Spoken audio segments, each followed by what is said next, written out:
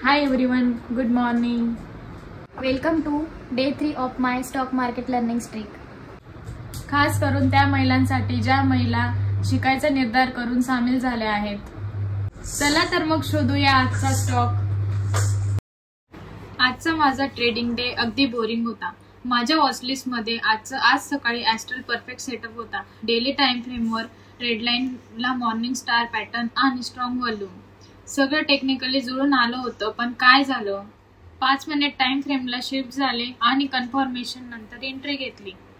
पण काय, पूर्ण दिवस स्टॉक साइडवेज गेला आणि माझा ट्रेलिंग एसेलिट झाला. कधी कधी लॉस नंतरही लर्निंग मिळते. कन्सिस्टन्सी आणि डिसिप्लिन हाच खरा प्रॉफिट असतो.